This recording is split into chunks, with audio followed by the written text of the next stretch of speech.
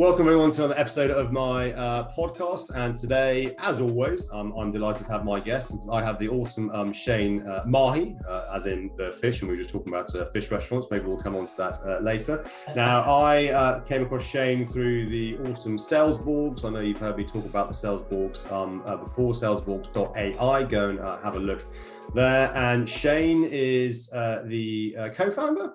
CEO. Founder and CEO. Co-founder and CEO of SalesDRIIVN, which he describes as an intelligent business growth. You've got business intelligence, human intelligence, artificial intelligence, growth intelligence.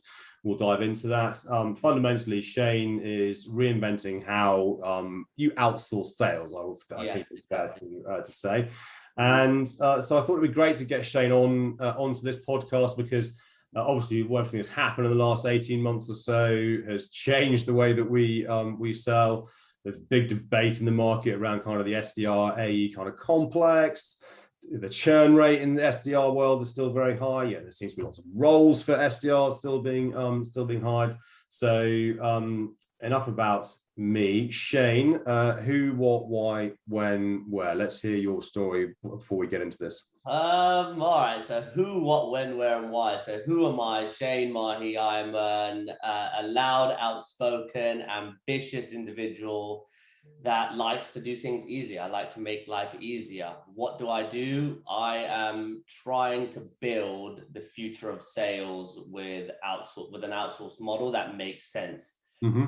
An outsourced model that really works. It delivers a result where the customer or our partners are able to say, yeah, that worked. Like they actually did it. Why do I want to do it? How is the explicit language on here? Is it barred or is it? Do we have? If you want to swear, we'll just give a quick now. I fucking hated working for a corporation. I hated hearing feedback from my clients on how poor the outcome was, or you did not deliver this when it was never under my control. So I wanted to build a company that actually delivered value. I wanted to build a company that companies knew that performance was a standard that they could really adhere to. When did we start it?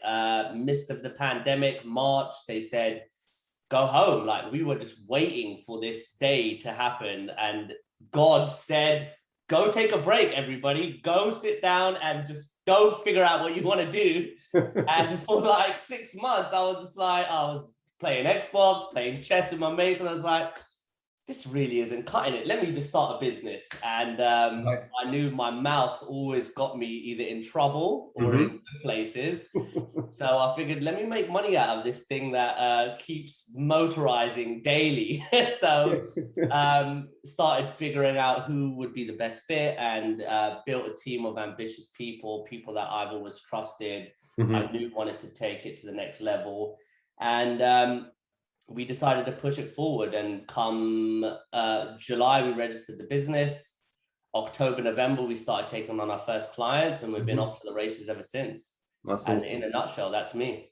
That's fantastic. And I think what has been interesting, notwithstanding obviously the human cost of everything through the pandemic, is that it has enabled people to kind of take a step back from whatever role, whatever industry they're in. And we're now starting to see this is that there's potentially going to be a talent shortage in some industries because people are like, you know what, bollocks to this. I'm not coming back into this. There's a better way. Life's, life is too short. There's more to just the corporate machine. So that's awesome that you kind of saw the opportunity and kind of roll up your bootstraps, as they say, and got stuck into it. So outsourcing sales. Well, that's always been an interesting one for me because back in my days when I was at PwC, we used an outsource. I mean, it's about 10 years ago now, if not longer, just to set meetings with companies to kind of sell. Do you want a new tax advisor type sort of thing?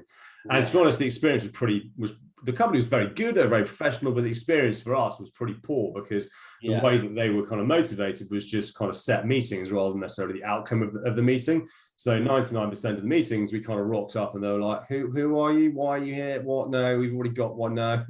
Thanks for no thanks. Sorry, it was a wasted trip, but yeah, I can't even remember why I booked this meeting. And I always had a strange thing in terms of outsourcing sales, because it's not, you're not actually the working for the company. Therefore, do you truly believe in what it is that you're doing, or are you just basically a gun for hire? So one could say that's the same for all of unhappy SDRs and salespeople anyway, in terms of their current roles. So what is it that you're doing? I know we were talking about this on WhatsApp when I was kind of working through on one of your slides. You've got business intelligence, you've got human intelligence, you've got artificial intelligence, you've got growth intelligence. You know what I'm going to say? That feels like a lot of kind of business lingo, saying the things that people want to hear, almost confusion through language. So let's actually break it down. What is it that you're doing that's maybe different that some of our listeners may have experienced, or the perceptions they had of an outsourced, let's call it what it is, kind of cold calling telesales shop type sort of thing? So the way I usually describe it is we're calibrating your vision.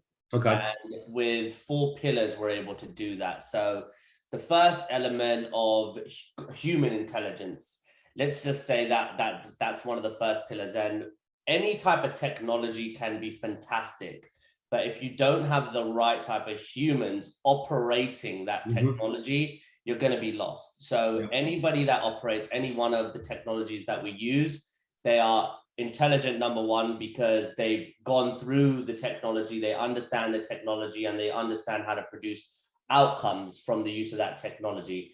The artificial intelligence pillar is speed. It's based on speed. It's based on performance. And how are we able to process and analyze data much quicker in an intelligent way? So those outcomes that you are produced are data driven. And that's what that pillar is based on. It's the use of AI to clear up that vision again. So if we base the entire picture off of going to Specsavers, right? You go into Specsavers because you probably have a problem with not being able to see clearly. What we are doing is we're putting on those goggles and adding on a new lens with each different pillar to clear out that picture, so you could see A, B, C, D, E, F, G throughout the whole picture, right? The growth intelligence model is, how do we grow your company intelligently? It's not just throwing a whole bunch of shit at the wall. It's actually using certain models, using certain strategies by people that we follow or people that we are directed by. For example, our chairman, Marcus Kauke. What does he advise us to do to help a company grow? So one company that we're working with, Flowformer, they're a codeless automation company. They're trying to get to their first round of investing. So we've developed a growth model that is going to take them from 1.9 million to 2.4 million by the end of our work this year. And then last but not least is the business intelligence. So the business intelligence is a pillar of our company that we're actually growing. The business intelligence is finding out, again, how do we clear up that vision for you? But what type of intelligence can we bring you to push people further down your sales funnel, so that when you do speak to them, you have more information about them, you have more knowledge about them. The call or the meeting is a lot warmer because you understand their world, and that's without even having that 30-minute discussion. It's just that opening communication, building that curiosity, doing our work on business intelligence to bring them into that meeting with you, so that you have those 4 pillars of your house, for example, in place. And then when we work with the company, we can start adding on joists, we can start adding on flooring, we can add all the aesthetics that build that house and make it the final product. That's really what that comes down to. That's it in a nutshell. So then it's more than just setting meetings. You are actually helping organizations with, that example like that you gave. We want to get to here. You're mapping out that journey for them from a revenue generation perspective on how they're going to get there. Could that then be their own sales team execute on that, not you executing it, but you've given them the roadmap or the blueprint of the house, if you will, in terms of this is what you need to build it, and this is the map for all the instructions that if you follow this and do this and execute upon this, then potentially supported with your AI and your BI, and then possibly the human aspect as well, you can then get into that. So it's dare I say, quasi going. That's more going to the advisory consulting space as much as anything. Yeah, because we've always been, we've had the notion that telemarketing, you're a telemarketing agency, you're an outsourced meeting, appointment setter, and it's not. That's not what we want to focus on, because setting the meeting is only one portion of the game, right? It's only one portion of the puzzle. The entire workload that goes into building that meeting or creating that meeting, that's where we fit in. That's what we are focusing on. It's not just the list, go and get these. It's all right, it's the list. Does this list make sense? Does it fit with your company? Does the ICP have these challenges? Do we have these right talk tracks? How are we building the criteria for that? How are we mapping out those lists? How are we assigning those lists? How are we prioritizing this? How are we scoring those lists? And then actually, how are we building a structure that allows you to go into those lists and build the curiosity, build enough engagement? And then it's like putting pieces in a puzzle, right? It's putting them in the right places. So it definitely comes more down, it's more towards the actual, the entire development of your sales structure from start to finish, rather than just a list, go and get meetings. We want to outsource sales and just go guess what you have to do. Here's the baseline. It's no, we're building an actual picture. We're putting the lens on. We're giving you those bifocals, so you have laser clear goggles that take you where you need to go. And do you work in terms of your client base? And I appreciate you're kind of, you're still young in your journey. Do they have existing kind of sales functions at the moment which aren't I'm going to admit that may be unfair on them, but aren't necessarily performing? And then are you replacing them, or is it again you're kind of working alongside the existing sellers, as it were, to support them in terms of the actual, I'm talking about the setting meetings? Yeah. So in this instance, one client that is our major focus right now is a very interesting company.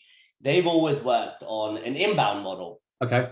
And they've never done outbound before. They've never had success because outsource agencies have always pretty much fucked up. They've never had a good result with them. So with their inbound model, when the pandemic hit, they realized those inquiries weren't coming in as quick. They needed a quick fix to go out to market and bring in more leads into the funnel that actually made sense, but more importantly, that fit the criteria of their accepted opportunities.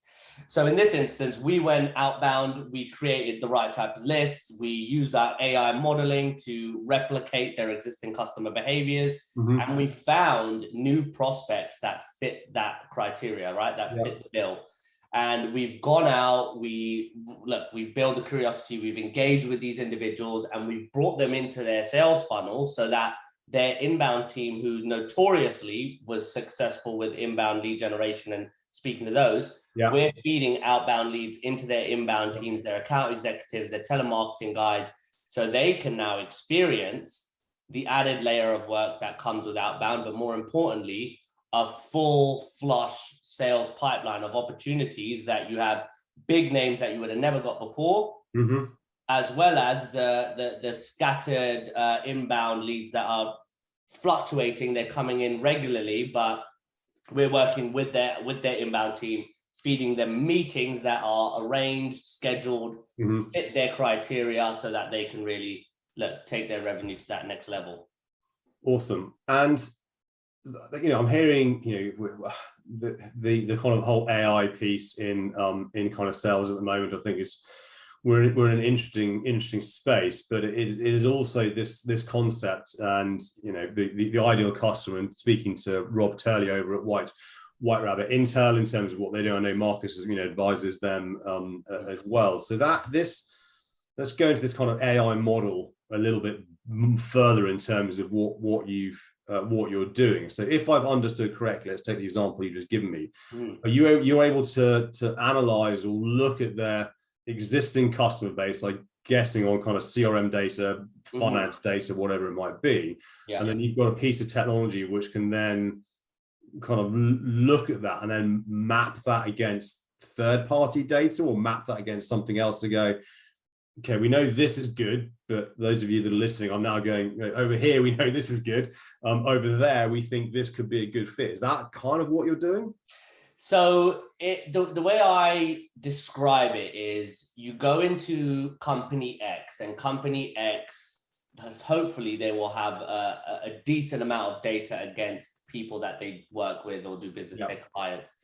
What we do is we take the one opportunity, so the people they've won business with, active clients, and we offset that data against companies or individuals that have given them a hard no, right? Those are the two criteria that you get. Now you marry those up into an Excel sheet, you process that data through White Rabbit, and what pops out is a profile, right? An ideal profile and an ideal company profile that mirrors their behaviors, their inspirations, their attitudes, certain things that they search for. We don't have the exact details of the content that they search for, but the behaviors based on, from what I know, billions of sources on the open web, public information that they're able to extract. And that's what builds that profile. Now, what's confusing for some people is you can have the surface level information, but what's behind that is the brain. So if you look at me, you can see my facial features, you can see the color of my skin, the color of my hair, but you don't know what's going on in my brain. You know, you know what's going on in my thought process. This is basically what that technology allows you to do. So once you have that avatar or that profile of that perfect customer, you then go out and source new data that mirrors that, run that against the profile, and then that will allow you to score and prioritize your leads. And then that's how you follow up and engage with each and every one of the scored prospect based on the level of multi-threaded approach, the level of intensity, the level of engagement, and so on and so forth. So it sounds like, and it's interesting in terms of, because I know that nowhere near as sophisticated as what White Rabbit's doing, but it's interesting if you look at where Sales Navigator's going. You know, they've now got their sales insights and starting to unlock some of that data. You know, LinkedIn is a goldmine. If they open that up properly, I mean, we could have people who knew what they were doing have a hell of a lot of fun, right? Exactly. But you know, starting to. You know, we're hearing this. I did a podcast recently with Mary Shea from Outreach in talking around kind of this revenue intelligence and how it's what we're starting to see in the world of sales. And this is what I think what you're doing is really interesting, because you're the bleeding edge of this, whereas a lot of some of the chat in WhatsApp group recently has been hilarious in terms of some pretty pissed off people about their view on their RevOps leaders and so on and so forth. Is that it seems the industry is still so far behind the curve in all of this. It's we just put data into a system, and whether it's you're doing a cold call, whether you're doing email, whether you're doing a marketing campaign, whether you're doing something on social, it's just plug this data in. We don't really kind of look at it. We're not going to poke around in it. And just, you know, to your earlier point, we're going to spray enough of it at the wall. Some of it's going to stick. Some of it's going to stick right. And I think that for me is, and again, why I think the sales borgs is such a fascinating group to be part of. All these different minds and different opinions, different industries, is that where this is all going. And that's why I'm glad that you do have the human intelligence piece on your site in terms of what you do. Is those organizations that recognize that they haven't got the skill sets to do this, so they either try and hire, or they come to, you know, they come to someone like you, because, you know, if we look at the narrative in terms of the churn rate in SDR world, it's still massively high. If we look at the narrative, apparently people, you know, still not hitting quota, which last 5 years we've been not hitting quotas. So something is kind of fundamentally still not working. So and I know we've been talking about the data piece on WhatsApp as well. Where do you kind of see this going? You know, with what Rob's doing at White Rabbit, what you see we're doing, you know, LinkedIn's now doing with their sales insights. You look at the outreaches, the sales lofts, the gongs out there.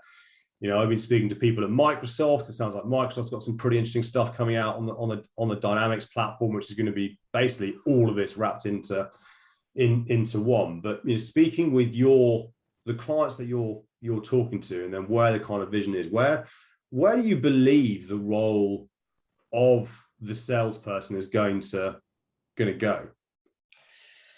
My vision, my ideal vision has been individuals who are leaders are going to be able to silo themselves. Yeah. Whether they get into a performance-driven company that really excels, or they'll be able to build their own kind of system around their individual profile. So what I envisage at SalesDRIIVN is to be able to provide business leaders, sales professionals with an all-in-one solution that holds data, holds a connect and sell predictive or pad dialer. Yeah. It has all the sequencing in it. It has everything that you need to become like the ultimate salesperson.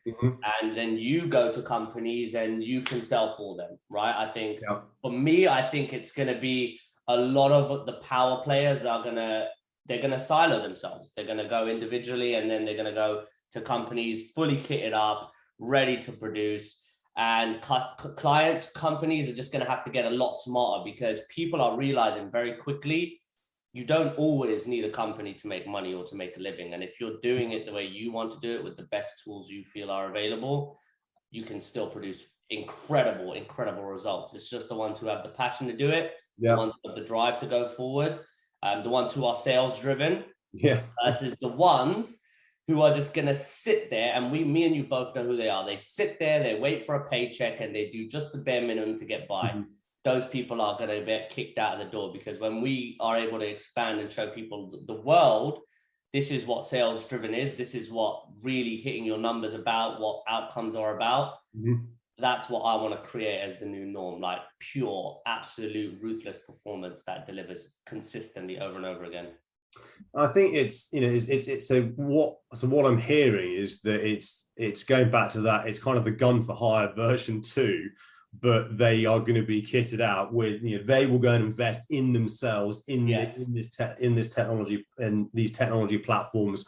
You know, we mentioned Connect, and Stella in terms of what Jerry and the team are doing, over there. Then it might be a sales engagement platform of there are many out there, and so on. You know, LinkedIn's obviously going to play a part into that. You know, we're not getting into the Sales Navigator piece, but I do find it fascinating that people still don't understand. They still think Sales Navigator is a waste of time and not good value, good value for money. And I'm like, Jesus Christ, really? We're still having this conversation this day. It's good for me because there's opportunity for me in terms of where we're going. So that they'll either be independent consultants, if you will, that just have a portfolio of clients that do this, or they will come and join a SalesDRIIVN per se in terms of your world. And then I think certainly for the large organizations, they're always going to have they're always going to have their sales functions. But I think for fast growing businesses or small to medium sized enterprises, it could be that actually you don't need to have that sales function at all. You just use you use Shane when you kind of need it. And then if you're building a good got good marketing functions and you've got that kind of inbound so you got the inbound coming in because you're generating that yourself, but then you kind of almost plug and play a SalesDRIIVN to kind of just have that extra layer on top to give you that extra boost. I think it's going to be an interesting play. And I think also and this is what I was chatting to Mary about, I also believe the professional service market, so FS, insurance, lawyers, accountants, they're nowhere near any of this at the moment. And my view is that once they start to, from a selling perspective, start to get their head around data more effectively and start to actually put some science behind the thinking of what they're doing, the first firms that are going to sort of reach out and do that, I think are going to start to win big.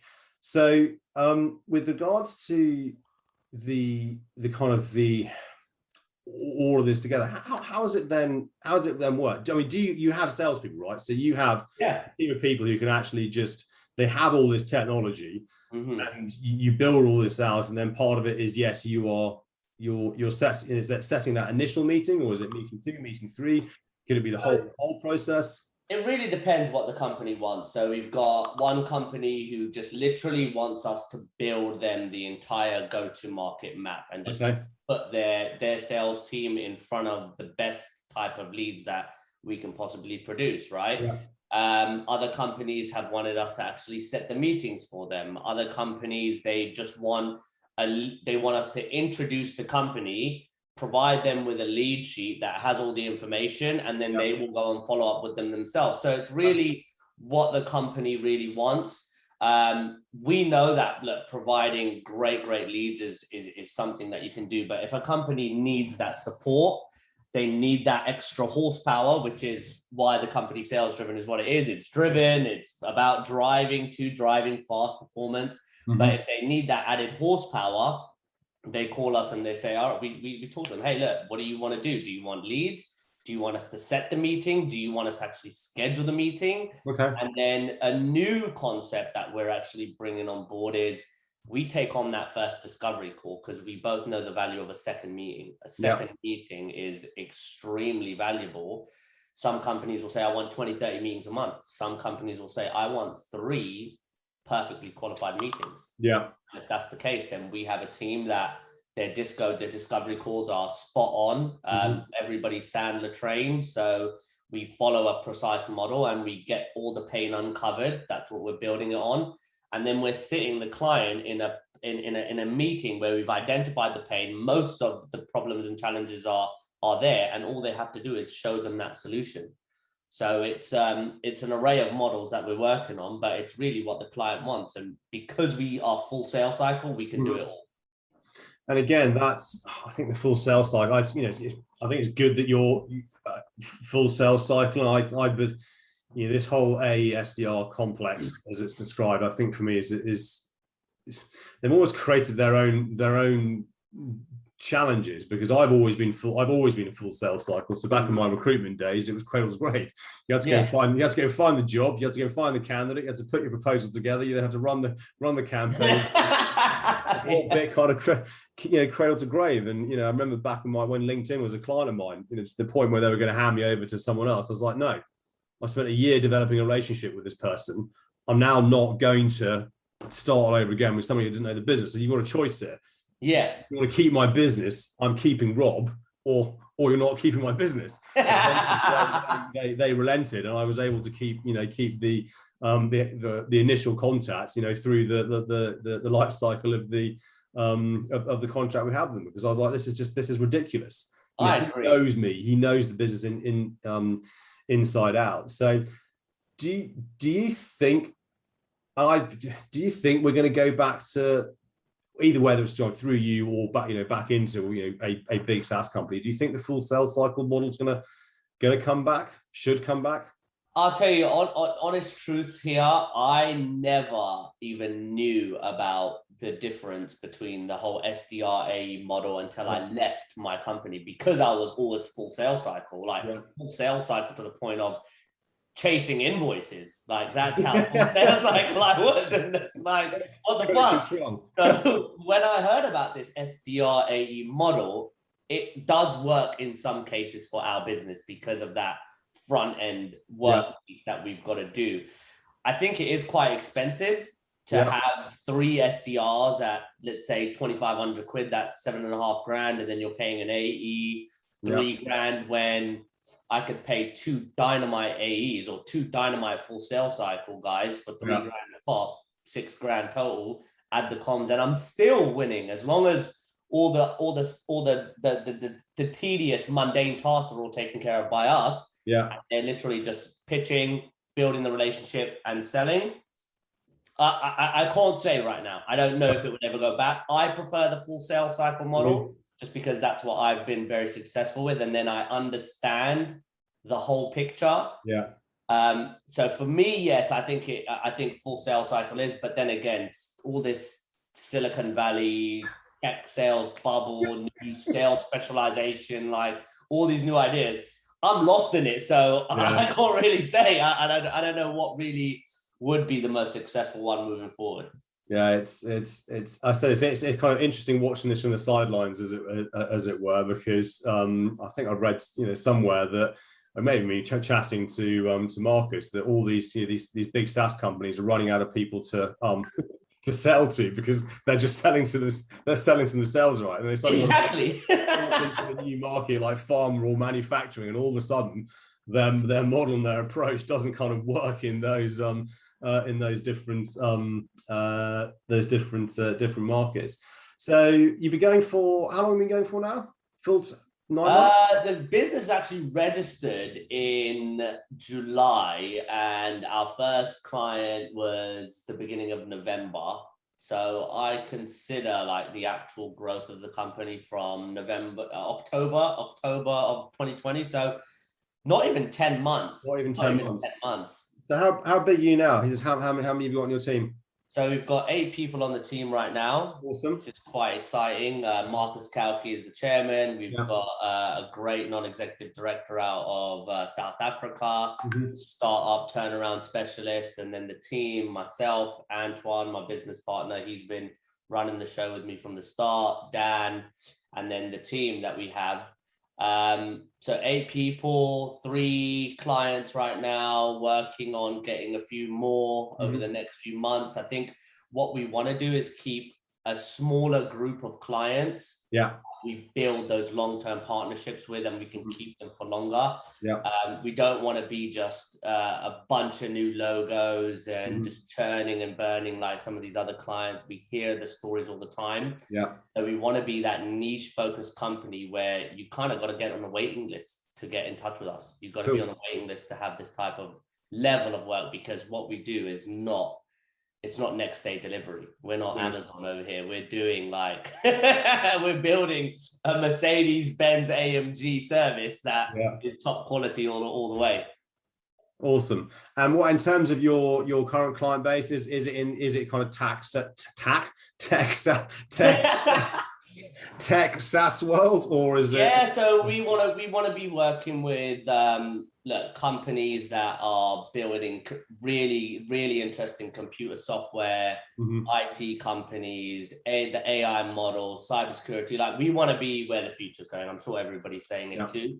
But more importantly, we want to work with people who are fun. Like, we want to work with people who have energy, who are open to ideas, who are looking at trying new things, and really, they believe they can change the world. Like, as cheesy as it sounds in some cases, those are the companies that really do well. If you believe you change the world, you'll do quite well. I can totally agree. So where's if those that are listening to this, where's the best place for them to come and find you to learn more in terms of how they can get on that waiting list, should we say? Oh, well, look, LinkedIn is definitely the gold mine of the century right now. So getting on LinkedIn, just message me on LinkedIn. Cool. Our website is fully functional, fully interactive. Any type of engagement there comes directly to the team. And then our company page, the SalesDRIIVN company page, that's growing quite fast. So those 3 are the primary places to come find us. I will put the links somewhere. I still can't do this on YouTube, where I'm supposed to be putting to put the links. I think it's going to be down there, isn't it?